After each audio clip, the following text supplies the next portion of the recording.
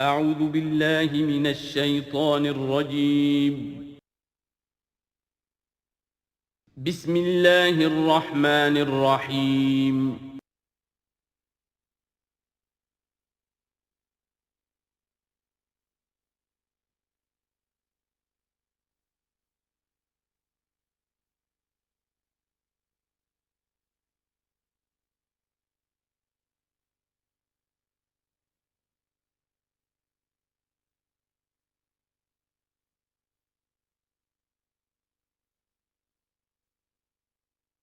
اعوذ باللہ من الشیطان الرجیم بسم اللہ الرحمن الرحیم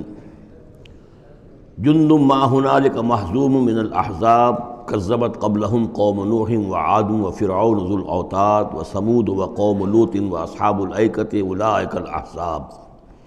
ان کل الا کذب الرسل فحق عقاب صدق اللہ العظیم۔ یہ بھی ایک لشکر ہے ان میں سے کہ جو اس سے پہلے ہلاک کیے جا چکے ہیں، ان کی قسمت میں بھی اب اسی طرح کی ہلاکت لکھی جا چکی ہے۔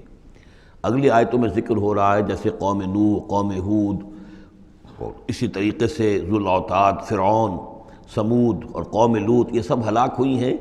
اسی طرح سے اب یہ قریش بھی جو ہے معلوم ہوتا ہے کہ اسی انجام سے دوچار ہونے کا فیصلہ کر چکے ہیں۔ کذبت قبلہم قوم نوح، جھٹلایا تھا ان سے پہلے قوم نوح نے اور عاد نے، وعاد وفرعون، اور فرعون ذو الاوتاد میخوں والا، کیونکہ ان کا لشکر بہت بڑا تھا، تو جب وہ لاؤ لشکر کے ساتھ چلتے تھے تو بہت سے گھوڑوں پر اور خچروں پر تو صرف وہ جو کھوٹے ہوتے ہیں کہ جن سے کہ خیمے گاڑے جاتے ہیں اس کے لیے، تو وہی لدے ہوئے ہوتے تھے۔ وثمود، اور قوم ثمود، وقوم لوط، لوط کی قوم، واصحاب الایکہ، اور یہ قوم شعیب جو بن والے تھے۔ اولئک الاحزاب، یہ ہیں وہ جماعتیں، یہ ہیں وہ گروہ، یہ ہیں وہ قومیں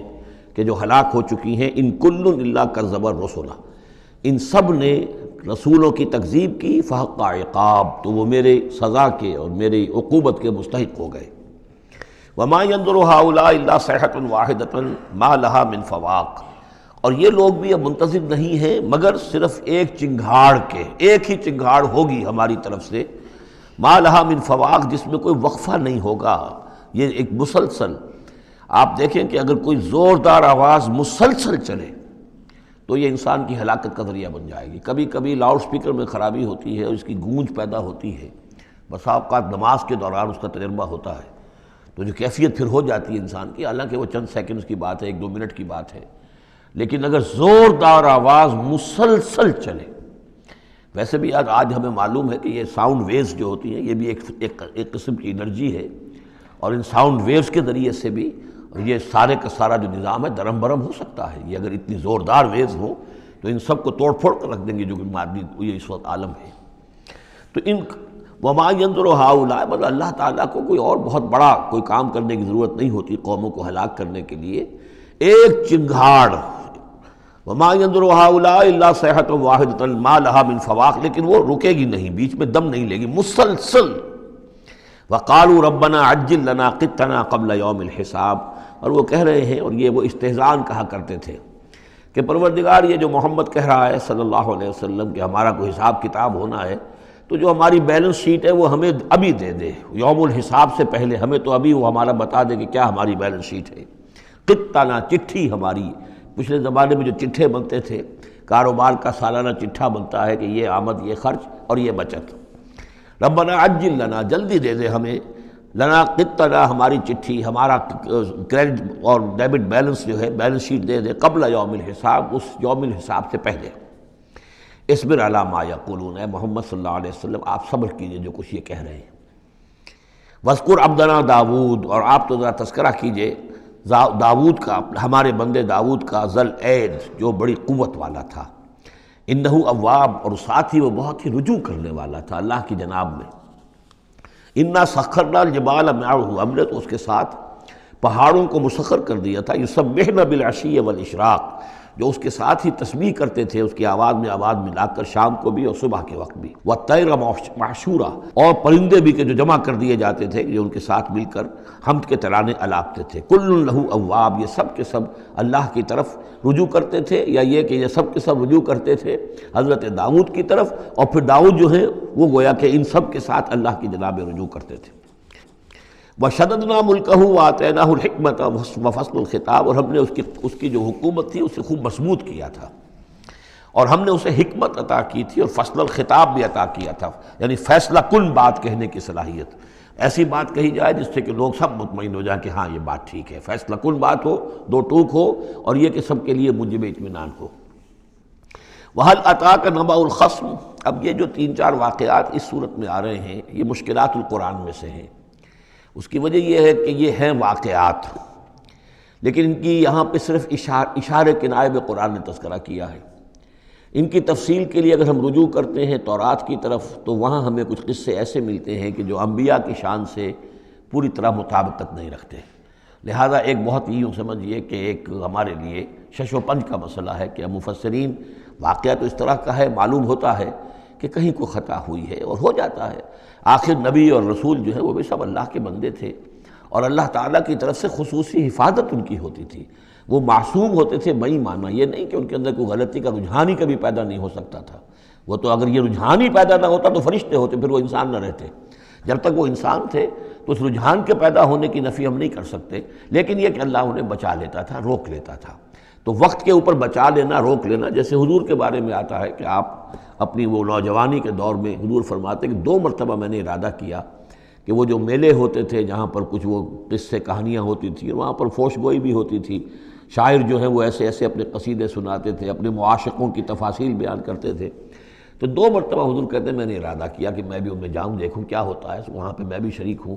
لیکن دونوں مرتبہ یہ ہوا کہ فاصلے پر ہوتا ہوگا، ظاہر بات ہے کہ عین مکے میں تو نہیں تھا وہ، تو جیسے عکاس کا بازار جو ہے وہ ذرا فاصلے پر لگتا تھا، تو راستے ہی میں کہیں تھوڑی دیر آرام کرنے کے لیے بیٹھے ہیں اور نیند آ گئی ہے، ساری رات سوتے رہے، صبح آنکھ کھلی ہے، تو اللہ تعالیٰ نے بچا لیا کہ وہاں جانے کی شکل ہی پیدا نہیں ہوئی، حالانکہ ابھی نبوت آپ کو، ویسے تو نبی پیدائشی نبی ہوتے ہیں، نبوت تو حضور فرماتے ہیں کہ مجھے مل چکی تھی جبکہ ابھی آدم کی روح جو ہے وہ ان کے جسد میں پھونکی نہیں گئی تھی، وَالْآدَمُ بَيْنَ الرُّوحِ وَالْجَسَدِ، تو عالم ارواح میں بھی نبی کی روح جو ہے وہ تو اپنی اسی امتیازی شان کے ساتھ تھی، لیکن یہ کہ نبوت کا ظہور ہوا ہے جب آپ کی عمر 40 برس کی ہوئی ہے، لیکن اس سے پہلے بھی بچپن میں بھی اور لڑکپن میں بھی اور اس کے بعد آگے جو ہے جوانی اور نوجوانی میں بھی اللہ پوری طرح حفاظت کرتا ہے، لیکن حفاظت کا مطلب یہی ہے کہ کوئی غلط بات کا ارادہ اگر پیدا ہو بھی جائے کسی وجہ سے تو اللہ تعالیٰ ایسے انتظامات کر دیتا ہے کہ اس کی تکمیل کی نوبت نہیں آتی۔ اب یہ جو ایک واقعہ ہوا ہے حضرت داؤد علیہ السلام کا، اس کے پیچھے جو قصہ بیان کیا گیا ہے جو تورات میں ہے، وہ تو یہ ہے کہ ان کی بہت سی بیویاں تھیں، یہ جو تعدد ازدواج 4 کی پابندی تو حضور کی شریعت میں آ کر ہوئی ہے، ورنہ اس سے پہلے تو آپ کو معلوم ہے بادشاہ لوگ جو ہوتے تھے ان کے حرم ہوتے تھے بڑے بڑے، تو حضرت داؤد علیہ السلام کا بھی بڑا حرم تھا، بیویاں تھیں بہت سی، لیکن اسی اثناء میں انہیں کسی اور عورت کے بارے میں ان کے دل میں خیال پیدا ہو گیا، رغبت ہوئی، اس سے وہ شادی کرنے کی خواہش پیدا ہوئی، اور وہ کسی شخص کے نکاح میں تھی۔ اس خیال کا دل میں آنا جو ہے بس اس کے اوپر ٹوکنے کے لیے کہ تم کیا سوچ رہے ہو، یہ غلط بات سوچ رہے ہو، اللہ تعالیٰ نے ایک شکل پیدا کر دی۔ وَهَلْ أَتَاكَ نَبَأُ الْخَصْمِ، اور کیا تمہارے پاس آ چکی ہے 2 دعوے داروں کی خبر، یعنی کچھ لوگ آئے تھے جن کا ایک مقدمہ تھا، ان کی خبر، اِذْ تَصَوَّرُوا الْمِحْرَابَ، جبکہ انہوں نے دیوار پھلانگ کر محراب میں، حجرے میں جہاں حضرت داؤد علیہ السلام اللہ کی عبادت میں یاد میں مشغول تھے وہاں پہنچ گئے، پہرے داروں وغیرہ سے سب سے بچ کر فصیل کو یا دیوار جو تھی اس کو پھلانگ کر آ گئے۔ اِذْ دَخَلُوا عَلَىٰ دَاوُودَ، اب جب وہ وہاں وہ تنہا اللہ کی یاد میں تھے، انہوں نے دیکھا داؤد نے کہ یہ 2 اشخاص آ گئے ہیں، فَفَزِعَ مِنْهُمْ، تو وہ ڈرے ان سے کہ پتہ نہیں کس نیت سے آئے ہیں، کس ارادے سے آئے ہیں، 2 انسان ہیں۔ قَالُوا لَا تَخَفْ، انہوں نے کہا کہ آپ ڈریں نہیں، خصمان بغا بعضنا علی بعض، ہم 2 ہیں ایک دوسرے کے مقابلے کے فریق، خصم کہتے ہیں جو ایک دوسرے کے بالمقابل ہوں، مخالف، ہم 2 مخالف ہیں، بغا بعضنا علی بعض، ہم میں سے کسی نے دوسرے پر زیادتی کی ہے، فاحکم بیننا بالحق، تو ہمارے مابین حق کے ساتھ فیصلہ کیجئے، ولا تشتت، اور دیکھیے اسے ٹالیے نہیں، آپ کہیں کہ کل آنا پرسوں آنا، یہ نہیں، یہ معاملہ ہمارا بڑا ایمرجنسی والا ہے، فوری طور پر ہم چاہتے ہیں کہ آپ ہمیں بتائیں، وَاہْدِنَا إِلَىٰ سَوَاءِ الصِّرَاطِ، اور سوائے الصِّرَاط، اور ہمیں پھر ہدایت دیجیے سیدھے راستے کی طرف کہ کیا کون سی شکل بہتر ہے، کون سا راستہ صحیح ہے۔ ان ھذا اخی، اب یہ جو مدعی تھا وہ کہہ رہا ہے یہ میرا بھائی ہے، لہو 99 نعجۃ، اس کے پاس 99 دمبیاں ہیں،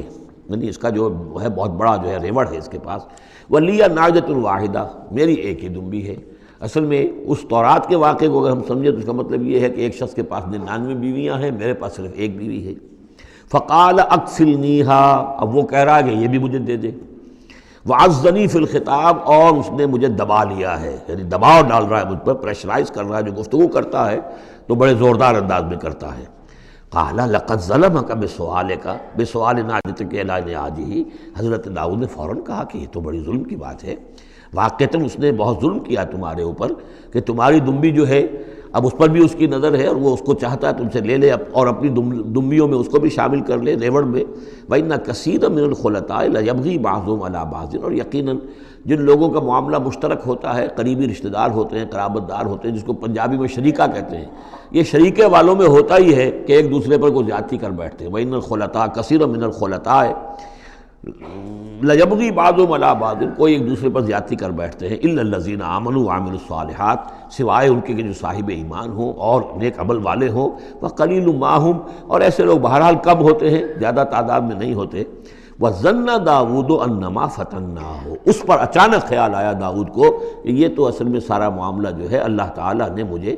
آزمایا ہے، اللہ تعالیٰ نے در حقیقت مجھے متنبع کرنے کے لیے یہ ساری صورتحال جو ہے پیدا فرمائی ہے۔ انہیں اپنے اس خیال کے اوپر پھر جو تنبع ہوا، فاستغفر ربہ، تو انہوں نے استغفار کیا اپنے رب سے، وخر راکعا واناب، اور وہ گر پڑے سجدے کے اندر، رکوع کہہ دیجئے، سجدہ کہہ لیجئے، راکعا گر پڑا جھک کر، اور رجوع ہوا، اس نے اللہ تعالیٰ کی طرف اپنے آپ کو پوری طریقے سے متوجہ کر لیا۔ یہ آیت سجدہ ہے۔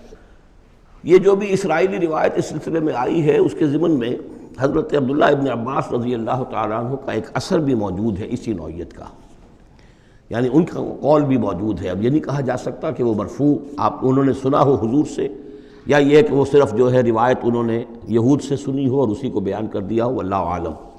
لیکن میں یہ سمجھتا ہوں کہ یہ چیز جیسے کہ ہم پڑھ چکے ہیں اس سے پہلے سورہ احزاب میں، حضور سے کہا گیا کہ اب آپ مزید شادی نہیں کریں گے،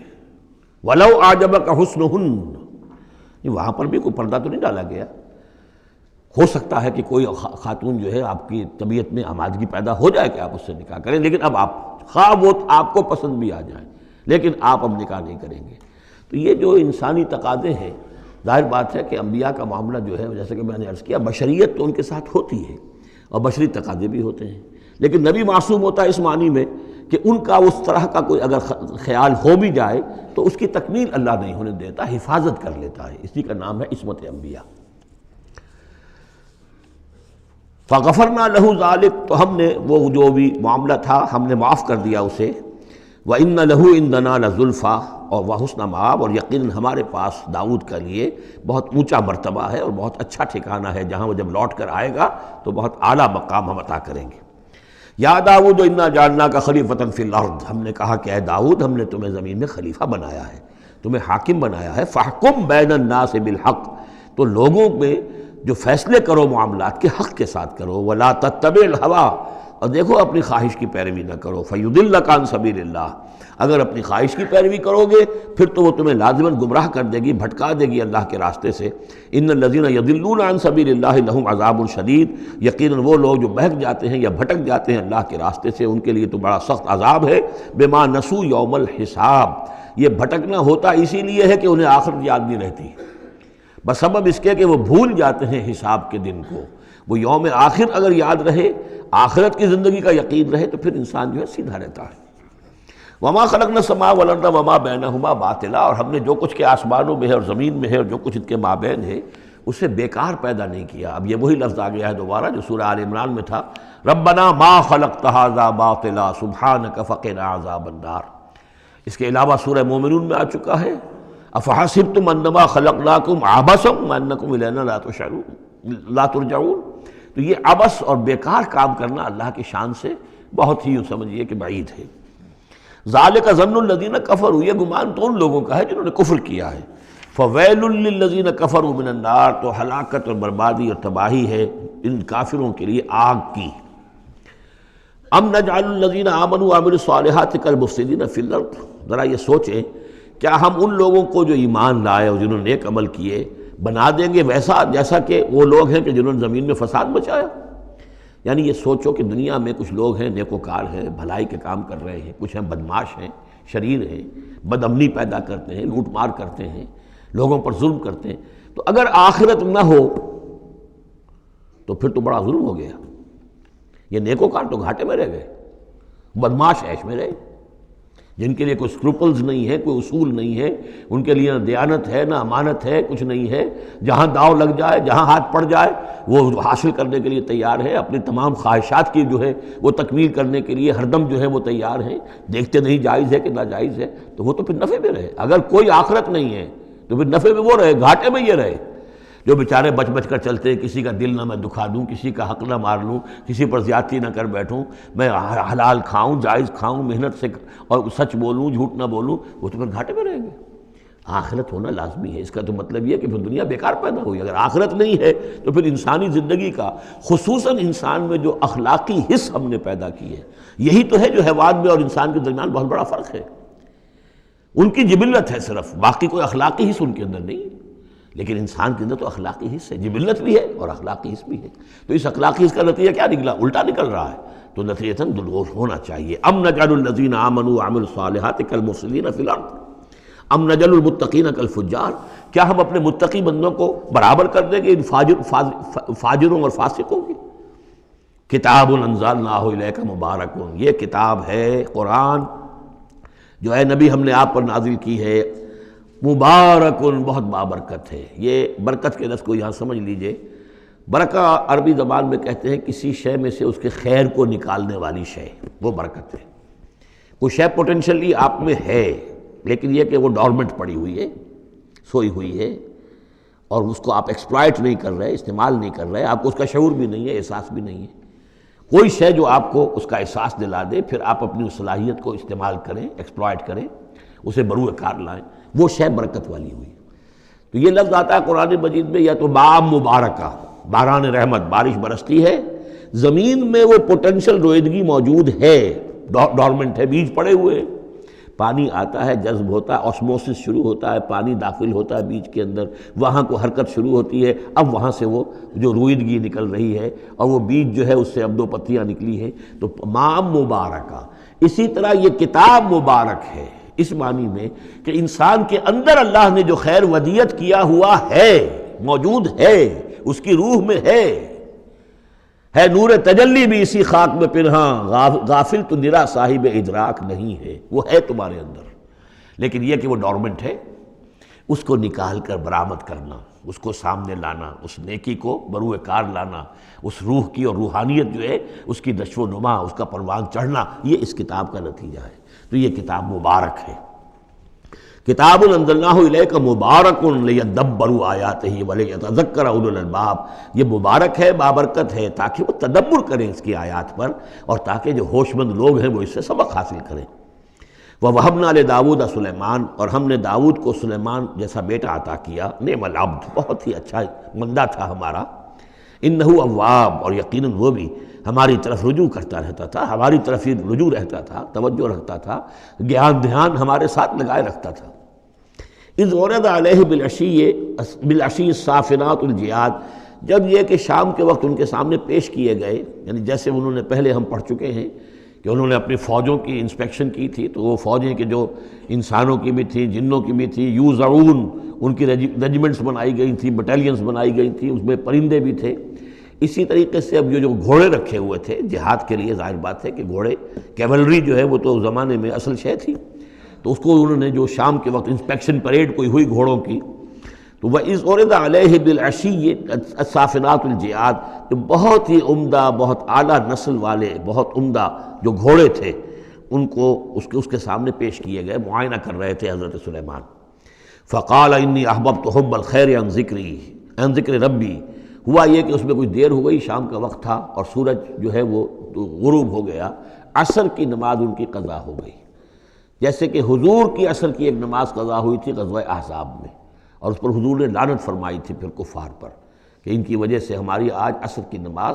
اور خاص طور پر جس کو صلاۃ الوسطیٰ عام طور پر چونکہ گمان ہے، وہ آج ہماری قضا ہو گئی، تو عصر کی نماز ان کی قضا ہو گئی۔ تو انہوں نے کہا کہ مجھے یہ جو حب الخیر، یہ خیر ہے نا، یہ گھوڑے جو ہیں یہ خیر ہے، دولت ہے، ایک آدمی کی بہت اچھی جو ہے پونجی ہے، اس کی محبت نے، انی احببت حب الخیر عن ذکر ربی، میں اس کی محبت میں اتنا مصروف ہو گیا، اتنا مشغول ہو گیا کہ اپنے رب کا ذکر جو ہے وہ بھول گیا، حتیٰ توارت بالحجاب، حتیٰ توارت الشمس بالحجاب، یہاں گویا کہ سورج کا لفظ محذوف ہے، یہاں تک کہ سورج جو ہے وہ تو چھپ گیا، اوٹ میں آ گیا۔ ردوہا علیہ، تو اس میں انہوں نے کہا کہ ذرا واپس لاؤ ان گھوڑوں کو۔ فطفق مسحا بالسوق والاعناق، تو اب وہ لگا تلوار مارنے ان کی گردنوں پر اور ان کے پیروں پر۔ اس کو سمجھنا چاہیے کہ غلبہ حال میں یہ کیفیت ہوئی۔ اس کی بھی تعویل کرنے کی بہت کوشش کی گئی کہ نہیں وہ تو پوچھنے کے لیے ان کی گردن گویا کہ اور ان کو چوم چاٹ رہے ہیں، تو انہوں نے جو ہاتھ چلائے تھے ان کی گردن اور جو ان کے پاؤں، جیسے کہ آدمی جب یعنی بہت ہی گھوڑا بہت اعلیٰ نسل کا ہو تو آپ ہاتھ پھیرتے ہیں اس کے اوپر، تو اس سے ایک اپنائیت کا احساس اس کے اندر بھی پیدا ہوتا ہے۔ تو یہ جو نہیں، یہ بات نہیں ہے، بات سیدھی وہی ہے کہ جو یعنی خام خواہ اس میں ضرورت نہیں ہے، جیسے کہ غلبہ حال کسی وقت ہو جاتا ہے، خام خواہ تعویل کی کیا ضرورت ہے؟ جیسے حضرت عمر کا معاملہ ہو گیا تھا کہ غزوہ احد میں تلوار پھینک کر بیٹھ گئے کہ اب جب محمد ہی قتل ہو گئے صلی اللہ علیہ وسلم تو اب اور کس کے لیے لڑنا ہے؟ حالانکہ لڑنا تو اللہ کے لیے تھا، محمد کے لیے تو نہیں لڑنا تھا، لیکن ایک تہذیب طبیعت ہوتی ہے، ایک وقت میں احساسات اور جذبات کا ایسا غلبہ ہو جاتا ہے۔ وہی غلبہ ان پر ہوا ہے حضور کے انتقال کے وقت، وہ بھی تلوار کھینچ کے بیٹھ گئے تھے کہ جو شخص کہے گا کہ محمد کا انتقال ہو گیا گردن اڑا دوں گا۔ وہ تو پھر حضرت ابو بکر آئے ہیں، انہوں نے پھر آ کے خطبہ دیا ہے، اور خطبے میں وہ آیت بھی پڑھی ہے وَمَا مُحَمَّدٌ إِلَّا رَسُولٌ قَدْ خَلَتْ مِن قَبْلِهِ الرُّسُلُ أَفَإِن مَاتَ أَوْ قُتِلَ انقلبتم عَلَىٰ أَعْقَابِكُمْ، اور ساتھ ہی پھر انہوں نے یہ خطبہ دیا کہ مَن كَانَ يَعْبُدُ مُحَمَّدًا فَإِنَّ مُحَمَّدًا قَدْ مَاتَ وَمَن كَانَ يَعْبُدُ اللَّهَ فَإِنَّ اللَّهَ حَيٌّ لَا يَمُوتُ۔ کوئی شخص اگر محمد کو پوجتا تھا، محمد کی عبادت کرتا تھا، تو وہ سن لے محمد کا انتقال ہو گیا، اور جو کوئی اللہ کو پوجتا تھا اور اللہ کی بندگی کرتا تھا اس کو جان لینا چاہیے اللہ پر کبھی موت واقع نہیں ہوگی، وہ زندہ رہنے والا ہے۔ تو یہ غلبہ حال کی ایک کیفیت ہے کہ اسی کیفیت میں کہ میری یہ نماز جو ہے یہ چھوٹ گئی ہے۔ بہرحال یہ دونوں میں نے آپ کے سامنے رکھ دیے ہیں۔ وَلَقَدْ فَتَنَّا سُلَيْمَانَ وَأَلْقَيْنَا عَلَىٰ كُرْسِيِّهِ جَسَدًا ثُمَّ أَنَابَ۔ اس معاملے میں تو ایک جو ہے یعنی مرفوع حدیث موجود ہے جس کا کہ اب ذکر ہو رہا ہے یہاں پر، حضرت سلیمان سے ایک اور بھی ایک موقع پر اسی طریقے کا کہ خطا کہہ دیجئے، جیسے کہ خطا حضور سے ہو گئی تھی، سورہ کہف میں ہم پڑھ چکے ہیں کہ جب سوال کیا گیا بتائیے کون ہیں اصحاب کہف، کون تھے، ان کا واقعہ کیا ہے، اور وہ ذوالقرنین کون، آپ کہتے ٹھیک ہے میں کل بتا دوں گا، اس لیے کہ روزانہ حضرت جبرائیل آتے تھے، میں پوچھ لوں گا اور مجھے جواب مل جائے گا، میں تمہیں دے دوں گا۔ لیکن کئی دن تک حضرت جبرائیل نہیں آئے۔ اب پھر دیکھیے کہ آپ کی جان جو ہے وہ ضیق میں آ گئی کہ نہیں آ گئی، لوگوں نے تالیاں پیٹ دی، بس چھٹی گم ہو گئی، کہاں ہے اب تمہاری وہ وحی، اور کہاں تمہارے پاس وہ ذریعہ علم۔ اس کے بعد پھر وحی نازل ہوئی تو ساتھ ہی وہ آیت بھی سورہ کہف میں نازل ہوئی، وَلَا تَقُولَنَّ لِشَيْءٍ إِنِّي فَاعِلٌ ذَلِكَ غَدًا إِلَّا أَن يَشَاءَ اللَّهُ۔ آئندہ کبھی اے نبی کسی بھی کام کے بارے میں کبھی ہرگز یہ نہ کہیے گا یہ کام میں کل کر دوں گا، مگر اس استثناء کے ساتھ اگر اللہ نے چاہا، انشاءاللہ، اگر انشاءاللہ میرا ارادہ ہے، انشاءاللہ میں یہ کام کر دوں گا، انشاءاللہ کے بغیر۔ ہم لوگ جو کہتے رہتے ہیں تو ہماری کوئی حیثیت نہیں ہے کہ اس پر پکڑا جائے ہمیں، لیکن جو بڑے لوگ ہوتے ہیں، جو عظیم شخصیات ہوتی ہیں، تو ان کے لیے یہ معاملہ جو ہے وہ اتنا ہی سخت ہوتا ہے اللہ کا، پھر ان کی گرفت بھی ہوتی ہے تو چھوٹی چیز پر ہوتی ہے، بڑے لوگوں کی چھوٹی چیز پر بھی بڑی سخت گرفت ہوتی ہے، یہ قاعدہ قانون ہے۔ تو اسی طرح کا معاملہ انشاءاللہ ہی کہنے کا معاملہ ہو گیا ہے کہ جو بھول گئے یا کسی وجہ سے حضرت سلیمان کا اصل میں ان کا کوئی معاملہ ہوا اپنے کچھ سپہ سالاروں سے، ناراض ہوئے ان سے، اور انہوں نے سمجھا کہ شاید تم یہ سمجھتے ہو کہ میری جو طاقت اور حکومت ہے وہ تمہارے ہی بل پر قائم ہے، میں آج اپنی تمام ازواج کے پاس جاؤں گا اور ان سب سے میں صحبت کروں گا، اور سب سے جو ہے وہ اولاد ہوگی، اور میرے اتنے جو ہیں وہ جوان ہاتھ پھر پیدا ہو جائیں گے، تاکہ یہ کہ میں تمہارا شاید اتنا پھر میں دست نگر نہ رہوں۔ اس طرح سے انہوں نے کچھ کہا، اور ساری اس ایک رات میں اپنی تمام بیویوں کے ساتھ انہوں نے صحبت کی، لیکن یہ کسی بیوی کو حمل نہیں ہوا، ایک کو ہوا تو اس کا بھی کوئی بچہ جو ہے ادھورا سا، وہ 7 ماسہ ہوگا 6 ماسہ ہوگا، وہ پیدا ہوا، دائی نے لا کر ان کے تخت پر رکھ دیا، اور شاید اس کا چرچا بھی ہو گیا تھا کہ انہوں نے یہ بات کہی تھی، تو اب پورے گویا کے درباریوں میں بھی اس کی شہرت تھی کہ دیکھیں اب کیا ہوتا ہے ان کے ساتھ، تو اس معاملے میں انہیں کچھ سبکی اٹھانی پڑی، وہ ہے وہ واقعہ جو یہاں بیان ہو رہا ہے۔ وَلَقَدْ فَتَنَّا سُلَيْمَانَ، اور اسی طرح ہم نے فتنے میں ڈالا تھا سلیمان کو، وَأَلْقَيْنَا عَلَىٰ كُرْسِيِّهِ جَسَدًا ثُمَّ أَنَابَ، اور ہم نے اس کے تخت پر ایک ایسا جسد لا کر لوتھڑا سا ڈال دیا تھا، وہ دائی نے لا کر ڈالا کہ یہ وہ آپ کی جو تھی قسم، اس کا یہ نتیجہ ہے اللہ کی طرف سے۔ لیکن یہ کہ بہرحال انہوں نے اس پر بھی توبہ کی، بلکہ یہاں تک روایت میں آتا ہے کہ فرشتے نے یاد بھی دلانے کی کوشش کی انہیں کہ انشاءاللہ کہیے، لیکن کیا اس وقت کیا کیفیت تھی ان کی جذباتی کہ انہوں نے وہ بات نہیں کہی، اور اس پر پھر اللہ تعالیٰ نے گویا کہ تنبیہ کرنا ضروری سمجھا۔ قال رب اغفر لی وہب لی ملکا، اب اس پر انہوں نے اللہ سے اناب رجوع کیا اور دعا کی پروردگار مجھے معاف فرما دے میری خطا، وہب لی ملکا لا ينبغی لأحد من بعدی، اور مجھے ایسی حکومت عطا فرما، تیرا جو مجھ پر کرم ہے اور میرے والد پر جو کرم تو نے کیا، جو ہم دونوں پر احسانات کیے ہیں، یہ دعا ہم پڑھ چکے ہیں، رب اعوذنی ان اشکر نعمتک التی انعمت علی وعلی والدی وان اعمل صالحا، یہ حضرت سلیمان کی دعا پہلے آ چکی ہے۔ وَهَبْ لِي مُلْكًا لَا يَنبَغِي لِأَحَدٍ مِّن بَعْدِي، مجھے ایسی حکومت عطا فرما کہ جو میرے بعد کسی اور کے لیے ممکن نہ ہو۔ اور یہ واقعہ ہے کہ ان کی جو حکومت تھی وہ جنات پر بھی تھی، ان کی حکومت ہوا پر بھی تھی، ان کا قانون پرندوں پر بھی چل رہا ہے۔ اس اعتبار سے واقعتاً یہ مثالی ہے ایک معاملہ، لا ينبغی لأحد من بعدی، میرے بعد پھر کسی اور کو اس طرح کی حکومت نہ ملے، تو اس طرح کی حکومت پھر اللہ تعالیٰ نے کسی اور کو نہیں دی۔ اللہ نے ان کی اس دعا کو قبول فرمایا، انک انت الوہاب، یقیناً تو ہی ہے دینے والا، عطا کرنے والا۔ فسخرنا لہ الریح تجری بامرہ رخاء حیث اصاب، تو ہم نے ہوا کو بھی اس کے لیے مسخر کر دیا، اس کے حکم پر وہ چلتی تھی، اس کے حکم سے چلتی تھی، بڑی ہی نرمی اور آہستگی کے ساتھ جہاں بھی وہ پہنچنا چاہتا تھا، یعنی ہوا کی ڈائریکشن بھی ان کے اختیار میں، اور وہ ہوا جو ہے پھر ان کے سفینوں کو لے کر سمندروں کے اندر بھی جدھر وہ جانا چاہتے تھے وہ آرام کے ساتھ لے کر جاتی تھی۔ وشیاطین کل بناء وغواص، اور ہم نے مسخر کر دیے تھے اس کے لیے وہ شیاطین یعنی جنات، کل بناء جو سب کے سب بنانے والے تھے، عمارتوں کے بنا، بنا کہتے ہیں معمار کو۔ بنا حسن البنا شہید رحمۃ اللہ علیہ، ان کا خاندانی پیشہ جو ہے وہ تعمیر، وہ معمار خاندان سے تھے، اور عربوں میں کوئی اس میں آر نہیں ہوتا۔ آپ سعودی عرب میں جائیں گے سقا، اب وہاں پہ کوئی صاحب ہوں گے جن کے جد امجد جو ہے وہ حرم کے اندر کہیں پانی پلاتے تھے لوگوں کو، ساقی کے کام کر، سقا، وہ اپنے نام کے ساتھ سقا لکھتے، انہیں کوئی وہ نہیں۔ خباز نان بائی خاندان چلا رہا ہے، خبازوں کا خاندان ہے، نان بائی ہے، تو کام کے اندر تو پیشے میں عیب نہیں رکھیے نہ فرحات کو نام، سیدھی سی بات ہے۔ تو وہ بنا، وہ ان کے لیے تھے معمار، وغواص، اور غوطہ خور، غوطہ کرنے والے، سمندروں میں غوطہ لگا کر اور وہاں سے موتی وغیرہ نکالنے والے، وآخرین مقررین فی الاسفاد، جو لوگ تو رہتے تھے، اور کچھ اور قوم ہوتی تھی کہ جو جکڑی ہوئی زنجیروں میں، یہ جنات کی طاقت جو ہے ایک نفری وہ ہوتی تھی جو رکھی رہتی تھی کہ جہاں ایمرجنسی میں ضرورت ہو تو پھر ان کو وہاں سے استعمال کیا جائے۔ ھذا عطاؤنا، اور ہم نے ان سے کہہ دیا تھا اے سلیمان یہ ہماری عطا ہے تمہارے لیے، فمنن او امسک، چاہو تو یہ تقسیم کرو لوگوں کے اندر، لوگوں پر احسان بھی کرو، اور چاہو تو اپنے پاس رکھو بغیر حساب۔ بہرحال ہم نے اس پر حساب کوئی نہیں رکھا، ہم تم سے اس پر کوئی حساب نہیں لیں گے۔ وَإِنَّ لَهُ عِندَنَا لَزُلْفَىٰ وَحُسْنَ مَآبٍ، اور یقیناً اس کے لیے ہمارے پاس بہت اونچا رتبہ بھی ہے اور بہت عمدہ ٹھکانہ بھی ہے، جب وہ لوٹ کر آئیں گے تو ان کو وہاں پر بہت عمدہ ٹھکانہ ملے گا۔ وَاذْكُرْ عَبْدَنَا أَيُّوبَ إِذْ نَادَىٰ رَبَّهُ أَنِّي مَسَّنِيَ الشَّيْطَانُ بِنُصْبٍ وَعَذَابٍ، اور ذرا یاد کیجئے، ذکر کیجئے حضرت ایوب کا علیہ السلام، ہمارا بندہ ایوب، جب اس نے پکارا اپنے رب کو، انی مسنی الشیطان بنصب وعذاب، کہ شیطان نے مجھے چھوت لگا دی ہے، بڑی تکلیف اور ایذا اور تکلیف، اور اس کی بیماری تھی، جلدی کوئی بیماری تھی جس کی وجہ سے سارا جسم جو ہے گل گیا تھا،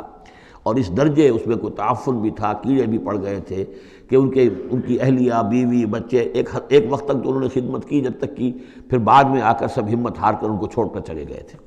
تو گویا کہ اس قسم و پرسی کے عالم میں پھر انہوں نے یہ دعا کی، تو اللہ تعالیٰ نے فرمایا کہ ارکض برجلک، ذرا اپنا پاؤں مارو زمین پر، ھذا مغتسل، یہ اب تمہارے اس ایڑی کے جو زور سے جو چشمہ ہم نے نکال بہایا ہے، یہ تمہارے نہانے کے لیے ہے، بارد و شراب، ٹھنڈا ہے، اور پینے کے لیے بھی ہے۔ تو شاید جس کو ہم کہتے ہیں گندھک کا کوئی چشمہ نکل آیا ہو، جو کہ جلدی امراض کے لیے چشمے ہوتے ہیں، جہاں جاتے ہیں لوگ جلدی امراض کے لوگ، جا کر وہاں جا کر نہاتے ہیں تو اس سے شفا ہوتی ہے، تو اللہ نے اس کے اندر وہ شفا ان کے لیے رکھ دی، وہ ٹھیک ہو گئے۔ وَوَهَبْنَا لَهُ أَهْلَهُ وَمِثْلَهُم مَّعَهُمْ، اب پھر ان کی اولاد بھی اور ان کی اہل و عیال سب واپس بھی آ گئے، اور یہ کہ مزید بھی ہم نے انہیں اور اہل و عیال عطا کیے، مِثْلَهُم مَّعَهُمْ رحمتاً منا، یہ سب ہماری جانب سے رحمت کا مظہر تھا، وذکریٰ، اور یاد دہانی اور نصیحت، لِأُولِي الْأَلْبَاب، ہوش مند لوگوں کے لیے۔ وَخُذْ بِيَدِكَ رِزْقًا، کسی موقع پر اپنی بیوی سے ناراض ہو کر ان کا تھا کہ میں تمہیں 100 کوڑے لگاؤں گا یا 100 تمہیں ماروں گا کمچیاں، تو غصے میں آ کر اب وہ قسم کھا لی اس کے اوپر. لیکن یہ کہ اب جب ٹھیک ہو گئے، بیوی بھی آ گئی، اب کیا کریں، وہ اس قسم توڑیں یا اس قسم کا کیا شکل کریں. تو اللہ نے اس کے لیے بھی انہیں ایک شکل بتا دی کہ سینکوں کا ایک تھبا لے لو، جیسے جھاڑوਆਂ ہوتی تھی پرانے زمانے میں، تو اس میں وہ 100 اگر سینکیں ہیں تو وہ لے لو. خذ بیدک ضغثاً، تم لے لو اپنے ہاتھ میں سینکوں کا ایک مٹھا، فاضرب بہ، اور اس سے ایک ضرب لگا دو، ولا تحنث، اس سے یہ کہ تمہاری وہ قسم ٹوٹے گی نہیں، وہ 100 وہ جو ہیں کمچیاں ایک ہی مرتبہ لگ جائیں گی. انا وجدناہ صابرا، ہم نے اسے اپنا صبر کرنے والا بندہ پایا. نعم العبد، کیا ہی عمدہ وہ اچھا بندہ تھا ہمارا. انہ اواب، یقیناً وہ بھی ہماری طرف رجوع کرنے والا انسان تھا. واذکر عبادنا ابراہیم و اسحاق و یعقوب اولی الایدی والابصار، اور تذکرہ فرمائیے ہمارے بندوں ابراہیم کا اور اسحاق کا اور یعقوب کا، وہ بھی تھے بڑے ہاتھوں والے، یعنی بڑے ان کے یعنی قوتوں والے، والابصار، اور آنکھوں والے، مشاہدہ بھی، غور و فکر بھی، ہاتھوں والے بھی، طاقت والے بھی. انا اخلصناہم بخالصۃ ذکر الدار، ہم نے ان سب کو خالص کر لیا تھا ایک خالص شے کے لیے. ایک خالص شے کون سی ہے؟ آخرت کے گھر کی یاد دہانی. یعنی وہ لوگوں کو ہمیشہ متوجہ کرتے رہتے تھے کہ اصل زندگی آخرت کی زندگی ہے. انا اخلصناہم بخالصۃ، ایک خالص شے کے لیے ہم نے انہیں خالص کر لیا تھا. یعنی ان کی زندگی میں اب ایک ہی، جیسا کہ میں نے بارہا عرض کیا ہے کہ جو اللہ کا بندہ اس مقام پر پہنچ جائے، پھر واقعہ یہ ہے کہ اسے دنیا کی دولت سے دلچسپی نہیں، دنیا کی کسی اور دوسری چیز کی طرف رغبت نہیں. اس کے وقت کا، اس کا ایک ایک منٹ، اس کی توانائی جو بھی اللہ نے اس کو دی ہے، اس کا خون کا ایک ایک قطرہ وقف ہو جاتا ہے پھر اس کام کے لیے کہ خلق خدا کو خدا کی طرف بلائے، اللہ کی طرف بلائے، اور انہیں بچائے آخرت کے انجام سے، برے انجام سے. اس کے سوا کیا ہو؟ جیسے ہمارے شیخ معین الدین اجمیری رحمۃ اللہ علیہ، وہ آئے تھے ہندوستان میں، اگر اس وقت آ کر بیٹھے ہیں اجمیر میں، جبکہ اجمیر ابھی جو ہے وہ کفر کا گڑھ تھا، راجپوتوں کا مرکزی مقام. اس لیے کہ شیخ علی حجویری جو لاہور میں ہیں، جن کو داتا گنج بخش کہتے ہیں، وہ تو اس وقت آئے ہیں لاہور میں جبکہ لاہور اسلامی حکومت میں شامل ہو چکا تھا. لیکن یہ کہ یہ معین الدین اجمیری، کیونکہ ابھی تک مسلمانوں کی حکومت وہاں تک نہیں پہنچی تھی، جو سمجھیے اجمیر جو ہے وہ تو راجپوتوں کا گڑھ، اور اس میں جو ہے وہاں جا کر بیٹھ کے اللہ کا بندہ اور دعوت دے رہا ہے. اور کاروبار تو کوئی کرنے نہیں آئے تھے وہ، بلکہ یہ کہ اللہ کی طرف بلانا. تو اس کے لیے ہم نے خالص کر لیا تھا. جو بھی اللہ کا بندہ اپنے آپ کو اس کے لیے خالص کر لے، وہ گویا کہ اللہ تعالیٰ کے مصطفین میں سے ہو جاتا ہے. وہ لفظ آگے آ رہا ہے، انا اخلصناہم بخالصۃ ذکر الدار وانہم عندنا لمن المصطفین الاخیار، اور یقیناً وہ ہمارے ہاں، ہمارے نزدیک وہ بڑے چنے ہوئے لوگ ہیں، اچھے لوگوں میں سے، نیک لوگوں میں سے چنے ہوئے لوگ، چنیدہ لوگ. جو شخص اپنی زندگی کا ہدف اسی کو بنا لے، مقصد اسی کو بنا لے، جینا مرنا اسی کے لیے ہو جائے، تو ظاہر بات ہے کہ اللہ تعالیٰ کے یہاں پر اس کا اونچا مقام ہے. وَاذْكُرْ إِسْمَاعِيلَ وَالْيَسَعَ وَذَا الْكِفْلِ، اور ذکر کیجئے اسماعیل کا بھی اور یسع. اب ان کے بارے میں صحیح طور پہ ہم کچھ نہیں کہہ سکتے، یہ دو جو ہیں یسع اور ذوالکفل. ذوالکفل کے بارے میں تو میں عرض کر چکا ہوں کہ ایک گمان یہ ہے، اور مجھے اس سے اتفاق ہے کہ یہ گوتم بدھ کی طرف اشارہ ہے، وہ اللہ کے نبی تھے. ذوالکفل، پے یہاں فے سے بدل گیا ہے. کپل وستو کا شہزادہ، سدھارتھا گوتما بدھا. بدھا تو اصل میں اس کا لقب ہے جو بعد میں بن گیا ہے، سدھارتھ اس کا نام تھا، سدھارتھا گوتما بدھا. اور کپل وستو کی ریاست تھی، اس کا یہ شہزادہ تھا. وَكُلُّ مِنَ الْأَخْيَارِ، یہ سب کے سب بھی بڑے ہی عمدہ لوگوں میں سے تھے. هَذَا ذِكْرٌ، یہ ایک ذکر ہے، یہ ایک تذکرہ ہے. وَإِنَّ لِلْمُتَّقِينَ حُسْنَ مآب، اور یقیناً ان متقین کے لیے، تمام متقین کے لیے بہت ہی اچھی جگہ ہے لوٹنے کی، آنے کی، اچھا ٹھکانہ ہے. جنات عدن، وہ باغات کے جو رہنے والے ہوں گے، ریزیڈنشل ہوں گے، بسنے والے. مفتحۃ لہم الابواب، جن کے دروازے ان کے لیے کھلے رکھے گئے ہوں گے. یہ اس سے بھی آگے بھی آئے گا سورہ زمر میں بھی کہ جنتوں کا معاملہ یہ ہے کہ اس کے دروازے کھلے ہوں گے جنتیوں کے استقبال کے لیے. جیسے کہ مہمان کے لیے جب آپ کو ان کا استقبال کرنا ہو تو یہ تو نہیں کرتے دروازے بند کر کے بیٹھ جائیں کہ وہ آ کے دستک ہی دے گا تبھی کھولیں گے، اس کا تو انتظار ہو رہا ہوتا ہے، تو دروازے کھلے ہوتے ہیں. لیکن جہنم کے بارے میں یہ آتا ہے کہ جب مجرم پہنچ جائے گا، جیسے جیل کا دروازہ ہوتا ہے، جب وہاں پہنچ جائے گا پھر وہ دروازے کھولے جائیں گے. یہ مضمون جو ہے سائملٹینیس کنٹراسٹ کی شکل میں جو ہے وہ آئے گا سورہ زمر میں. ان کے لیے دروازے کھلے رکھے جائیں گے جنات عدن کے. متکئین فیہا یدعون فیہا بفاکہۃ، اور اس میں وہ ٹیک لگا کر بیٹھے ہوں گے اور وہ آرڈر دیں گے، یدعونا آرڈر دیں گے، مانگیں گے، طلب کریں گے اس میں بفاکہۃ میوے بھی، کثیرۃ کثرت سے، و شراب اور مشروبات بھی، عمدہ سے عمدہ مشروبات، وعندہم قاصرات الطرف اتراب، اور ان کے پاس ہوں گی ایسی ان کی بیویاں کہ جو نیچی نگاہ والی ہوں گی اور ہم عمر ہوں گی۔ ھذا ما توعدون لیوم الحساب، یہ ہے جس کا تم سے وعدہ کیا جا رہا ہے حساب کے دن۔ ان ھذا لرزقنا ما لہ من نفاد، اور یہ ہوگا ہمارا رزق، ہمارا عطا کردہ دی ہوئی چیزیں اب یہ کبھی ختم نہیں ہوں گی۔ یہ نہ سمجھنا کہ یہ نعمتیں ختم ہو جائیں گی، یہ باقی رہیں گی ہمیشہ ہمیش۔ ھذا وان للطاغین لشر مآب، یہ تو ہے اہل جنت کا معاملہ، لیکن جو سرکش تھے، جو باغی تھے ہمارے، ان کے لیے ہے ایک برا لوٹنے کا مقام، بری جگہ، جہنم یصلونھا، جس میں وہ داخل ہوں گے، فبئس المہاد، اور وہ بہت ہی برا بچھونا ہوگا۔ ھذا فلیذوقوہ حمیم وغساق، اور کہہ دیا جائے گا یہ ہے اب وہ جس کا وعدہ تم سے کیا گیا تھا، فلیذوقوہ، اب وہ اس کو چکھیں۔ حمیم، جو کیا ہوگا وہاں گرم پانی ہوگا، غساق، زخموں کا دھون، جو زخموں کو صاف کرتے ہیں جس پانی سے، پھر اس میں پیپ ہے یا کچھ اور چیزیں ہیں کہ جس سے انسان کی طبیعت ابا کرتی ہے۔ وآخر من شکلہ ازواج، اور اسی طرح کی اور چیزیں بھی جو بھی ان کو دی جائیں گی کھانے اور پینے کے لیے، وہ اسی طرح کی چیزیں ہوں گی، گھناؤنی اور بد ذائقہ۔ ھذا فوج مقتحم معکم، اب وہ جو جہنم میں جو لوگ پڑے ہوئے پہلے سے، جب ایک قوم آئی پھر دوسری آئی، جو نئی قوم آئے گی تو پہلے والے جو ہے وہ کہیں گے اب تو پہلے یہاں مصیبت میں ہیں، جگہ بھی یہاں نہیں ہے، تنگی ہے، حبس بھی ہے، یہ بھی ہے، اب یہ ایک اور چلی آ رہی ہے فوج۔ ھذا فوج مقتحم معکم، ایک اور فوج آ رہی ہے کہ جو تمہارے اوپر دھسی چلی آ رہی ہے۔ لا مرحبا بہم، ان کے لیے کوئی کشادگی نہ ہو، کوئی مرحبا نہیں ان کے لیے۔ مرحبا یہ ان کے کہنے کا ایک وہ تھا، گریٹنگ کا، مرحبا یعنی آئیے آئیے، آپ کے لیے کشادگی ہے، ہر جگہ آپ کے لیے یہاں سہولت ہے۔ وہ کہیں گے لا مرحبا بہم، اب یہ نئے آنے والوں کے لیے یہ جو نئی انسٹالمنٹ آ رہی ہے جہنمیوں کی، یہاں کوئی ان کے لیے جگہ نہیں۔ انہم صالوا النار، یہ ہیں گھسے آنے والے آگ میں۔ قالوا بل انتم، وہ آنے والے کہیں گے نہیں تم، لا مرحبا بکم، تمہارے لیے نہ ہو کوئی کشادگی، تمہارے لیے کوئی مرحبا نہ ہو۔ انتم قدمتموہ لنا فبئس القرار، یہ تو تم لوگ ہو جنہوں نے یہ سارا سامان ہمارے لیے فراہم کیا ہے، تم ہم سے پہلی نسل ہو، تم نے وہ سارے جو ہے غلط طور طریقے ایجاد کیے تھے، تم نے وہ عقائد جو ہیں وہ ہمیں سکھائے تھے، ہم تو تمہارے کرتوتوں کی وجہ سے، تمہاری پیروی کرنے کی وجہ سے یہاں تمہارے اس جہنم میں آئے ہیں۔ بل انتم قدمتموہ لنا فبئس القرار، تو یہ بہت ہی بری جگہ ہے رہنے کی، ٹھہرنے کی۔ قالوا ربنا من قدم لنا هذا فزده عذابا ضعفا في النار، اور وہ کہیں گے پروردگار جن لوگوں نے ہمارے لیے یہ چیزیں کی اور ہمیں ان راستوں پر ڈالا، اور ان کو تو اور عذاب دے، اضافہ کر ان کے عذاب میں، ضعفا، دگنا عذاب آگ کا۔ وقالوا ما لنا لا نرى رجالا كنا نعدهم من الاشرار، وہ کہیں گے یہ کیا بات ہے، ہم یہاں آپ لوگوں کے ساتھ کچھ لوگ تھے جنہیں ہم سمجھتے تھے بڑے گھٹیا لوگ، ان کی کوئی حیثیت نہیں تھی، کمی کاری لوگ تھے، وہ محمد پر ایمان لے آئے تھے صلی اللہ علیہ وسلم، وہ ہم تو ان کو استہزائی کرتے رہے، وہ یہاں نظر نہیں آ رہے آپ کے پاس، ظاہر بات ہے وہ تو جنت میں گئے، وہ یہاں تھوڑا ہی ہوں گے۔ تو وما لنا لا نرى رجالا، اور کیا ہوا ہے کہ ہم نہیں دیکھ رہے ان لوگوں کو، وہ یہاں نظر نہیں آ رہے کہ جن کو ہم كنا نعدهم من الاشرار، جنہیں ہم برے لوگ سمجھتے تھے۔ اتخذناہم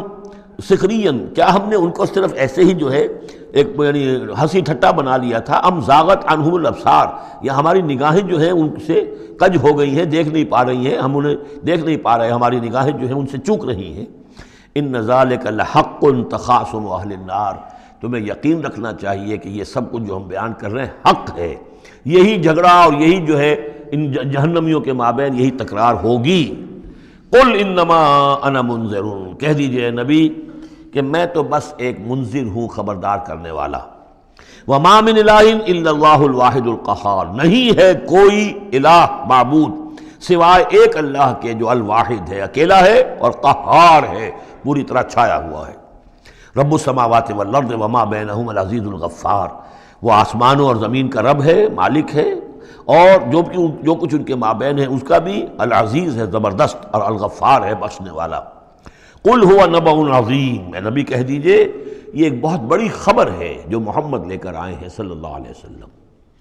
یہ وہی لفظ ہے کہ اس سے آخری پارہ شروع ہوتا ہے، اما یتساءلون عن النبأ العظیم الذی هم فیہ مختلفون کلا سیعلمون ثم کلا سیعلمون۔ ھذا نبأ قل ھو نبأ عظیم انتم عنہ معرضون، اور تم اس سے اعراض کر رہے ہو، بہت بڑی خبر ہے تمہارے لیے یہ بہت ہی فیصلہ کن بات ہے، لیکن یہ کہ تم اعراض کر رہے ہو۔ ما کان لی من علم بالملأ الاعلی اذ یختصمون، اور مجھے کچھ معلوم نہیں ہے کہ ملأ اعلیٰ میں کیا اختلافات ہو رہے ہیں۔ یہ لفظ نوٹ کر لیجئے، اس کا ذکر سورہ زمر میں بھی آئے گا کہ فرشتوں کی آراء بھی مختلف ہوتی ہیں، اور وہ بھی کسی کی رائے ہوگی کہ اب عذاب بھیج دیا جانا چاہیے، کوئی سوچتا ہوگا کہ نہیں ابھی اور تاخیر ہونی چاہیے، تو اس طرح سے آپس میں کچھ گفتگو کرتے ہیں۔ ہوتا وہ جو آخری فیصلہ اللہ کرتا ہے، لیکن ظاہر بات ہے کہ وہ بھی عاقل ہستیاں ہیں، تو ان کا بھی ان کے ہاں جو ہے وہ کوئی آراء ہوتی ہیں، تو آراء کے اندر کبھی کبھی اختلاف بھی ہو جاتا ہے۔ ما کان لی من علم بالملأ الاعلی، میرے پاس کوئی علم نہیں ہے ملأ اعلیٰ میں فرشتے جو ہیں وہ کس کس چیز میں اختلاف کر رہے ہیں۔ اذ یوحی الی ان یوحی الی الا انما انا نذیر مبین، مجھے تو بس یہ میری طرف وحی کیا گیا ہے کہ میں ہوں صرف واضح طور پر خبردار کر دینے والا۔ اذ قال ربک للملائکۃ انی خالق بشرا من طین، اب مصحف میں یہ آخری اور 7ویں مرتبہ یہ قصہ ابلیس و آدم آ رہا ہے، 7th time and the last time۔ جب کہا تھا آپ کے رب نے فرشتوں سے کہ میں بنانے والا ہوں ایک بشر من طین، ایک انسان بنانے والا ہوں مٹی سے، فَإِذَا سَوَّيْتُهُ، جب میں اس کی تخلیق مکمل کر لوں، درست کر دوں، ٹھیک بنا چکوں، نک سک سے درست کر دوں، اس کو فنیشنگ ٹچز دے دوں۔ تسویہ اس معنی میں آتا، تخلیق تسویہ۔ سبح اسم ربک الاعلی الذی خلق فسوی والذی قدر فہدی، تو تخلیق کے بعد تسویہ ہے، یہ وہاں انشاءاللہ اس پر تفصیل سے بات ہوگی۔ فَإِذَا سَوَّيْتُهُ، جب میں اسے پورا بنا لوں، وَنَفَخْتُ فِيهِ مِن رُوحِی، اور اس میں میں اپنی روح میں سے پھونک دوں، فَقَعُوا لَهُ سَاجِدِینَ، تو گر پڑنا اس کے سامنے سجدے میں۔ اب یہ روحی کو ضرور نوٹ کیجئے، اور فَإِذَا سَوَّيْتُهُ وَنَفَخْتُ فِيهِ مِن رُوحِی فَقَعُوا لَهُ سَاجِدِینَ، تو گویا کہ مسجود ملائک ہونا آدم کا اس روح ربانی کی بنیاد پر ہے۔ اس سے پہلے وہ آدم جو بھی کچھ ہے، جب تک کہ روح نہیں پھونکی گئی ہے اس وقت تک وہ مسجود نہیں ہے۔ اس کا رتبہ مقام جو بھی ہے وہ اس روح ربانی کی وجہ سے ہے جو اس میں پھونکی گئی ہے۔ فسجد الملائکۃ کلھم اجمعون، یہ آیت جو کہ تو پہلے بھی آ چکی ہے، کس قدر زور ہے، سجدہ کیا تمام فرشتوں نے، سب کے سب نے جمع ہو کر، اکٹھے ہو کر، الا ابلیس، نہیں کیا ابلیس نے۔ استکبر وکان من الکافرین، اس نے استکبار کیا، گھمنڈ کیا، اور وہ کافروں میں سے ہو گیا یا کافروں میں سے تھا۔ پہلے ہی سے اس میں کفر تھا، چھپا ہوا تھا، تکبر تھا، چھپا ہوا تھا، اب وہ کفر اور تکبر جو وہ سامنے آ گیا۔ جیسے منافقین کا نفاق غزوہ احزاب کے موقع پر ان کی زبانوں پر آ گیا۔ قال یا ابلیس ما منعک ان تسجد لما خلقت بیدی، اور کہا اللہ نے اے ابلیس کیا ہوا تجھے، کس چیز نے منع کیا، کس چیز نے روکا کہ تو سجدہ نہ کرے اس کو جسے میں نے اپنے دونوں ہاتھوں سے بنایا ہے۔ اب یہ یدیہ جو ہے یہ خاص طور پر قابل غور ہے، دونوں ہاتھوں سے بنانے سے کیا مراد ہے؟ یا تو قرآن میں ایدی بھی آتا ہے، اپنے ہاتھوں سے، ایدی نہ، تو وہ تخلیق جو ہم نے ان کے لیے جو بنائے ہیں، چوپائے بنائے، اپنے ہاتھوں سے بنائے ہیں، ہم لہا مالکون، یہ سورہ یاسین میں آ چکی ہے۔ لیکن دونوں ہاتھوں سے بنانا میرے نزدیک اس کا مطلب یہ ہے کہ دو عالم جو ہیں، عالم خلق اور عالم امر، ان دونوں کو اللہ نے جمع کیا ہے آدم میں اور انسان میں۔ ایک ہی ہستی ہے اللہ، الا لہ الخلق والامر، خلق اور امر دونوں اسی کے ہیں، یہ دونوں عالم اسی کے تسلط میں ہے، اسی کی حکومت قائم ہے، امر پر بھی، عالم امر اور عالم خلق پر بھی۔ اب فرشتہ صرف عالم خلق سے متعلق ہے، اس کا اس عالم امر سے متعلق ہے، اس کا کوئی وہ حیوانی جسد نہیں ہے، اس کی کوئی بھوک نہیں ہے، اس کو کوئی پیاس نہیں ہے، اس میں کوئی نر اور مادہ نہیں ہے، ان کے کوئی جنسی جذبہ کچھ نہیں، عالم امر کی شے۔ باقی یہ جنات ہیں، ان کے اندر یہ سارا عالم خلق کی شے، ان میں روح کا سوال ہی نہیں۔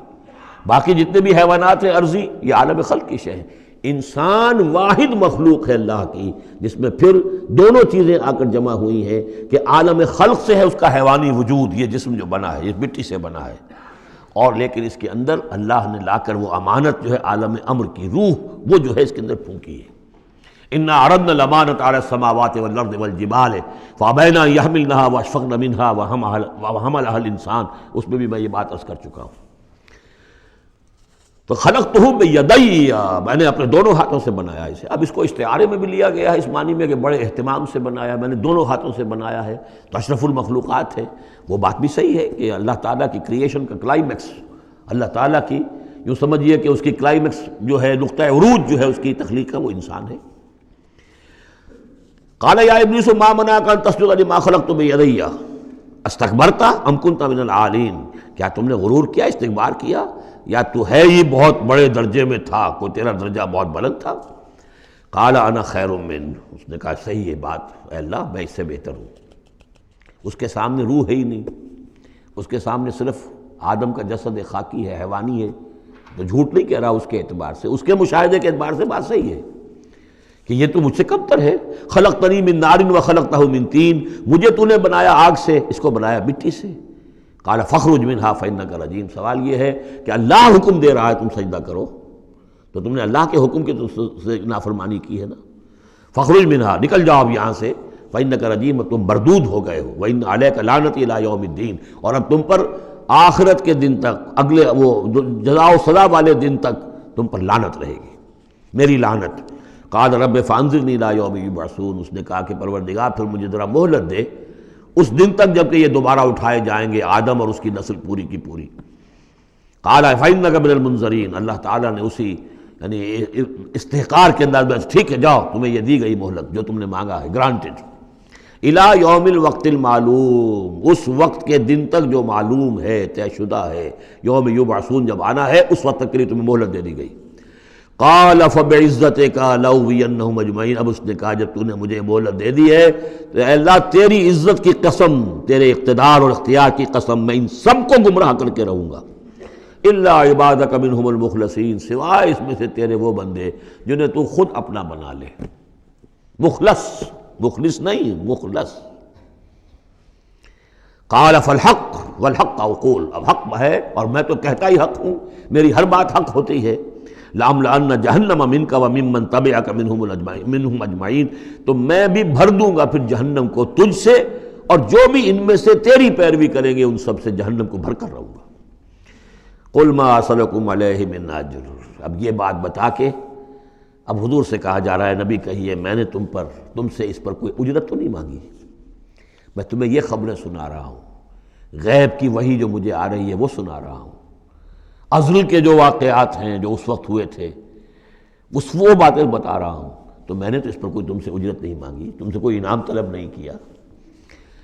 قل ما اسألکم علیہ من اجر وما انا من المتکلفین، اور یہ بھی تم جانتے ہو، اچھی طرح جانتے ہو، قد لبثت فیکم عمرا، میں تمہارے مابین ایک عمر گزار چکا، میں متکلف نہیں ہوں۔ متکلف کون ہے؟ تکلف کرنے والا۔ اب تکلف ہر اعتبار سے ہوتا ہے، ایک جیسے ہم جسے کہتے ہیں ایک شاعر ہوتا ہے فطری شاعر، اور ایک متشاعر ہوتا ہے۔ وہ شاعر فطری نہیں ہوتا، وہ بڑی محنت کرتا ہے، جوڑ توڑ کے کوئی سیکھتا ہے، عروض سیکھتا ہے، یہ سیکھتا ہے، کوئی الفاظ کا ذخیرہ جو ہے جوڑتا ہے، پھر وہ کچھ شعر کہتا ہے، وہ تکلف کے ساتھ شعر کہنا۔ ایک ہے جسے آپ کہتے ہیں آمد، اور ایک وہ ہے کہ آورد، بڑی محنت سے مشقت سے کوئی آپ نے کمپوز کیا ہے۔ تو میری زندگی میں تم نے تکلف کا کوئی شائبہ دیکھا ہی نہیں آج تک، سادہ زندگی۔ خاص طور پر یہ کہ کبھی میں نے شعر کہنے کی کوشش کی ہو، کبھی میں نے کوئی خود خطیب بننے کی کوشش کی ہو، اس کی کوئی مشق کی ہو، ما انا من المتکلفین، میں کوئی بنانے والا اور تکلف کرنے والا اور تصنع کرنے والا نہیں ہوں۔ ان ہوا الا ذکر للعالمین، نہیں ہے یہ مگر یاد دہانی اور نصیحت تمام جہان والوں کے لیے۔ وَلَتَعْلَمُنَّ نَبَأَهُ بَعْدَ حِینٍ، اور اس کی جو خبر ہے، جو اس کا نتیجہ نکلنے والا ہے، جیسے سورۃ طارق میں فرمایا انہ لقول فصل وما هو بالهزل، یہ فیصلہ کن بات بن کر آیا ہے قرآن۔ اب جو فیصلہ، جیسے کہ ہم سورہ بنی اسرائیل میں پڑھ چکے ہیں، وبالحق انزلناہ وبالحق نزل، ہم نے حق کے ساتھ نازل کیا اور حق کے ساتھ یہ نازل ہوا ہے۔ اب فیصلہ ہوگا، اسی کی ترازو میں قوموں کی تقدیریں تلیں گی اور فیصلے ہوں گے۔ جیسے کہ حدیث ہے حضرت عمر بن الخطاب سے رضی اللہ تعالی عنہ کہ حضور نے فرمایا ان اللہ یرفع بہذا الکتاب اقواما ویضع بہ آخرین، اللہ تعالیٰ اسی کتاب کی بدولت قوموں کو عروج پر پہنچائے گا اور اسی کو ترک کرنے کی وجہ سے قعر مذلت میں گرا دے گا۔ تو فرمایا وَلَتَعْلَمُنَّ نَبَأَهُ بَعْدَ حِینٍ، کچھ دیر کے بعد اس کی اصل خبر ان کو پہنچ جائے گی کہ اس کا نتیجہ کیا نکلتا ہے۔ یہاں وہ 5 صورتیں ختم ہو گئی ہیں اس دوسرے، بلکہ جیسا کہ میں نے عرض کیا تھا کہ یہ جو گروپ ہے چوتھا، یہ 13 صورتیں مکیات ہیں اس کے اندر۔ ان میں 5 ہیں یہ سورہ یاسین بالکل وسط میں، ان 5 میں 2 ادھر ہیں، دونوں الحمدللہ سے شروع ہوئی ہیں، سورہ سبا، سورہ فاطر۔ دو ادھر ہیں سورہ صافات اور صاد، اس میں بھی صاد آیا ہے، صافات کے ساتھ اس کی مناسبت ہے۔ اس کے بعد 8 صورتیں وہ آ رہی ہیں کہ جن کو ہم سمجھیں گے اس جو اس وقت کا ترتیب ہے مصحف کی، کہ کورسپونڈنگ ترتیب جو ہے وہ ہے سورہ الفرقان سے لے کر اور سورہ سجدہ تک جو 8 صورتیں آئی تھیں، گویا کہ اسی طرح کی 8 صورتیں یہ آ رہی ہیں۔ ان میں بھی 7 وہ تھیں کہ جو حروف مقطعات سے شروع ہوئیں، 4 الف لام میم سے، 2 طاسین میم سے، 1 طاسین سے، البتہ ایک وہ تھی جو بغیر حروف مقطعات کے شروع ہوئی ہے، سورۃ الفرقان۔ یہاں بھی یہ ایک سورت جو شروع ہو رہی ہے سورہ زمر، یہ بغیر حروف مقطعات کے ہے، باقی 7 صورتیں جو ہے حامیم حامیم حامیم حامیم، ان میں سے ایک جو ہے وہ حامیم عین سین قاف، لیکن حامیم کا سلسلہ چلے گا۔ یہ 7 صورتیں در حقیقت ایک سیکوینس میں ہیں، اور لیکن یہ بھی ہے معنوی طور پر یہ بھی اسی میں شامل ہے۔ اور ان میں سے اب یہ سمجھ لیجئے کہ جو پہلی 4 صورتیں ہیں ان کا مرکزی مضمون ہے توحید عملی۔ ایک ہے توحید عقیدے کی توحید، اللہ کو ایک ماننا اکیلا، لا ضد لہ ولا ضد لہ ولا مثل لہ ولا مثال لہ ولا مثیل لہ، اس کے جیسا کوئی نہیں ہے، نہ صفات کے اعتبار سے نہ ذات میں، کوئی اس کا کفر نہیں ہے، لم یلد ولم یولد، یہ سب کیا ہے؟ یہ عقیدہ ہے۔ ایک ہے عمل کی توحید، توحید عملی، وہ کیا ہے؟ عمل کی توحید کیا ہے؟ توحید فی العلم عمل، اور جس کو کہ امام ابن تیمیہ رحمۃ اللہ علیہ نے ایک اور بڑی خوبصورت اصطلاح استعمال کی ہے، توحید فی الطلب، توحید فی العقیدہ اور توحید فی الطلب۔ وہ طلب جو ہم پڑھ چکے ہیں سورہ حج میں، ضعف الطالب والمطلوب، یہ طالب و مطلوب کا جو ریلیشن شپ ہے، ہر انسان کا کوئی نہ کوئی مطلوب ہے، کوئی آئیڈیل ہے، کوئی آدرش ہے، کسی کے لیے وہ جی رہا ہے، کسی مقصد کے لیے۔ ایک انسانوں کی عظیم اکثریت ہے جو حیوانی سطح پر زندگی گزار رہے ہیں، جن کا کوئی مقصد زندگی ہے ہی نہیں۔ انسٹنکٹس جیسے کہ حیوانات ہیں، پیٹ میں بھوک لگی ہے وہ کھائے گا، ادھر ادھر منہ مارے گا۔ اسی طریقے سے اس کا جنسی جذبہ، اس کا ایک نظام ہے، اس کے تحت ہی ہوتا ہے۔ اس میں جنسی جذبہ اس طرح کا بھی نہیں ہے کہ بعض انسان جو ہے وہ سور بن جاتے ہیں جنسی اعتبار سے، وہ نہیں ہے ان کا ایک نظام ہے، بس انسٹنکٹ کے تحت ہے چل رہا۔ تو جو لوگ صرف اسی پر کھانا پینا، بچے پیدا کرنا، ان کو پال دینا، اگر یہ کام کر رہے ہیں، کوئی ان کی زندگی میں مقصد ہے ہی نہیں، تو وہ نرے حیوان ہے، انسان ہے ہی نہیں۔ اولئک کالانعام بل ھم اضل، وہ چوپایوں کے مانند ہے بلکہ ان سے بھی گئے گزرے ہیں۔ انسان کہلانے کا مستحق کم سے کم وہ شخص ہے کہ جس نے زندگی میں کوئی نہ کوئی مقصد معین کیا ہو۔ کس لیے جینا ہے، کس لیے مرنا ہے، زندگی کاہے کے لیے؟ وہ مقصد تو کیا ہے؟ اصل میں تو کیا تھا؟ اپنے رب کو چاہو، اس سے محبت کرو، اس کو مطلوب بناؤ، تمہارا مطلوب صرف اللہ ہو، لا مطلوب الا اللہ، لا مقصود الا اللہ، لا محبوب الا اللہ۔ یہ تھا جس کے لیے تمہیں جینا تھا، اسی کے لیے تمہیں مرنا تھا۔ ان صلاتی و نسکی و محیای و مماتی للہ رب العالمین۔ جس شخص کی یہ توحید نہیں ہے وہ عقیدے کی توحید لیے پھرے، عمل میں مشرک ہے، شرک فی العمل، جس کا تذکرہ پہلے بھی ہو چکا ہے، لیکن ان صورتوں میں اب ایک بڑے سیکوینس کے ساتھ آئے گی بات۔ ویسے وہ آیت ہم پڑھ چکے ہیں، ارأیت من اتخذ الہہ ہواہ افانت تکون علیہ وکیلا۔ اے نبی، آپ نے اس شخص کو دیکھا جس نے اپنی خواہش نفس کو اپنا معبود بنا لیا، تو کیا آپ ایسے شخص کی ذمہ داری لیں گے؟ وہ کہتا تو ہے اپنے آپ کو میں موحد ہوں، اپنی خواہشات نفس، اپنے نفس کے کسی مطالبے کو پورا کر رہا ہے۔ یہ دیکھے بغیر کہ اللہ نے اس کو حلال کیا یا حرام کیا ہے، تو اس کا معبود تو اس کا نفس ہے، اللہ کہاں ہے؟ ہاں، اللہ کے لیے بھی جا کے نماز پڑھ لیتا ہے، لیکن دوسری طرف وہ نفس کو اپنا معبود بنا کے شرک کر رہا ہے۔ کہتا ہے لا الہ الا اللہ، تعویذ کو اس کے جو ہے باقاعدہ تسبیح کر رہا ہے، ضربے لگا رہا ہے، جبکہ اس کا معبود اس کا نفس ہے۔ اسی طریقے سے حدیث میں آیا تعیس عبد الدینار و عبد الدرہم، ہلاک ہو جائے یا ہلاک ہو گیا درہم و دینار کا بندہ۔ نام عبد الرحمن ہے، حقیقت میں عبد الدینار ہے، اس لیے کہ دینار کے لیے حلال اور حرام کی ساری اس نے تقسیم ختم کر دی ہے۔ ڈالر آئے، پیٹرو ڈالر آئے، کچھ اور آئے، دولت آئے، چاہے حلال سے آئے، حرام سے آئے، جائز سے آئے، ناجائز سے آئے، یہ تو پھر معبود کون ہوا؟ دولت۔ ہندو میں اور آپ میں فرق کیا ہے؟ ہندو نے دولت کی دیوی بھی بنا کر ایک رکھ لی ہے، وہ لکشمی بائی ہے ان کی، اس کو پوجتے ہیں، دنڈوت کرتے ہیں، اس کی کرپا ہو جائے گی تو دولت ہو جائے گی۔ ہم نے کہا ہٹاؤ اس تکلف کو، اس لکشمی بائی کو ہٹاؤ، سیدھے دولت کو پوجو، تو دولت کے پجاری تو ہم ہیں۔ یہ جو توحید ہے، توحید عملی، اس کا جو پہلا نقطہ ہے اللہ کی بندگی کی توحید، توحید فی العبادت، بندگی صرف اللہ کی ہو، یعنی کل کی کل اطاعت اس کے لیے ہو، باقی اطاعت اس کی اطاعت کے تابع ہو۔ باپ کا حکم مانو، ہاں، جو شریعت کے خلاف نہ ہو مانو، ماں کا مانو، استاد کا مانو، حاکم کا مانو، جو حکم اللہ کے حکم کے منافی نہ ہو۔ لا طاعت لمخلوق فی معصیت الخالق، مخلوق میں سے کسی کی اطاعت نہیں ہوگی جس سے کہ خالق کی معصیت لازم آ رہی ہو۔ اگر یہ نہیں ہے اور مخلوق میں سے کسی کی بھی اطاعت آپ نے قبول کر لی ہے جس میں کہ خالق کی معصیت آ رہی ہے تو یہ شرک ہے، چاہے وہ مخلوق آپ کا اپنا نفس ہو، چاہے وہ کوئی حکام ہو، چاہے وہ کوئی اور ادارہ ہو، کوئی بھی ہو، وہ سب طاغوت ہیں۔ تو پہلی یہ سورہ زمر ہے، اس میں آپ دیکھیں گے کس تکرار کے ساتھ بات آ رہی ہے، اللہ کی بندگی، لیکن اس کے لیے اپنی اطاعت کو خالص کرتے ہوئے بندگی۔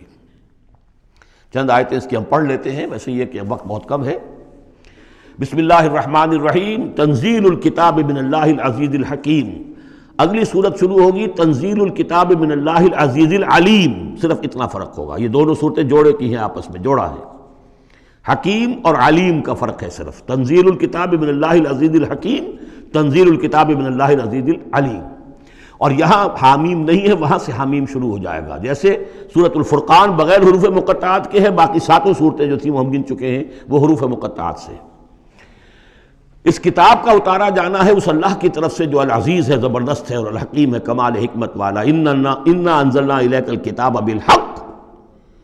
اے محمد ہم نے آپ پر یہ کتاب اتاری ہے حق کے ساتھ۔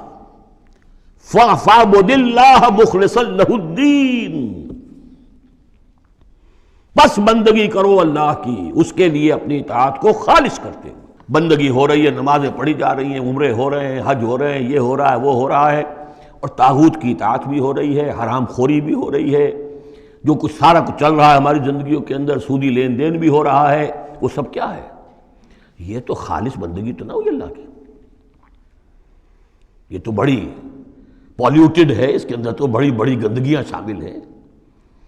فاعبد اللہ مخلصا لہ الدین، اس کے لیے اپنی اطاعت کو خالص کرتے ہو۔ الا للہ الدین الخالص، آگاہ ہو جاؤ، اللہ کے ہاں قبول ہے صرف وہ اطاعت جو خالص ہو۔ کچھ آدھی اللہ کی آدھی کسی اور کی، دفع کرو، وہ آدھی یہ بھی اسی کو دے دو۔ اللہ بہت غیور ہے، وہ قبول نہیں کرتا۔ میرا بننا ہے تو پورے میرے بنو، یا ایھا الذین آمنوا ادخلوا فی السلم کافہ، اسلام میں داخل ہونا پورے کے پورے آنا پڑے گا۔ اور اگر تم نے یہ کیا، افتؤمنون ببعض الکتاب وتکفرون ببعض، ہماری کتاب کے ایک حصوں کو مانا، ہماری شریعت کے بعض احکام کو مانا اور بعض کو ٹھکرا دیا، پاؤں تلے رون دیا۔ فما جزاء من يفعل ذلك منكم الا خزي في الحیاۃ الدنیا ویوم القیامۃ یردون الی اشد العذاب۔ تو جو لوگ یہ طرز عمل اختیار کریں گے ان کی سزا اس کے سوا کچھ نہیں کہ دنیا کی زندگی میں ذلیل و خوار کر دیے جائیں اور قیامت کے دن شدید ترین عذاب میں جھونک دیے جائیں۔ تو دنیا کی رسوائی تو ہمارے سامنے، ہمارے ماتھے پر لکھی ہوئی ہے۔ 150 کروڑ یا 130 کروڑ دنیا میں ہوتے ہوئے عزت نام کی کوئی شے ہمارے پاس نہیں۔ جو بھی بین الاقوامی معاملات ہیں ان میں کوئی ہم سے کوئی رائے لیتا ہی نہیں۔ الا للہ الدین الخالص، آگاہ ہو جاؤ کہ اللہ کے ہاں مقبول اگر ہوگا تو دین خالص۔ والذین اتخذوا من دونہ اولیاء، اور وہ لوگ جنہوں نے اللہ کے سوا کچھ اور کو اولیاء بنایا ہوا ہے، ما نعبدہم الا لیقربونا الی اللہ زلفیٰ، اور کہتے ہیں ہم ان کو نہیں پوجتے، ہم تو اصل میں اللہ ہی کو پوجتے ہیں، ان کو صرف اس لیے پوجتے ہیں کہ یہ ہمیں اللہ سے قریب کر دیں گے، یہ ہمارے یہ وسیلے ہیں، ان کے ذریعے سے ہم اللہ کے قریب ہو جائیں گے، اس لیے پوجتے ہیں۔ ان اللہ یحکم بینہم فیما ہم فیہ یختلفون، یقیناً اللہ تعالیٰ فیصلہ کر دے گا ان کے مابین ان تمام چیزوں میں جن میں یہ اختلاف کر رہے ہیں۔ ان اللہ لا یہدی من ہوا کاذب کفار،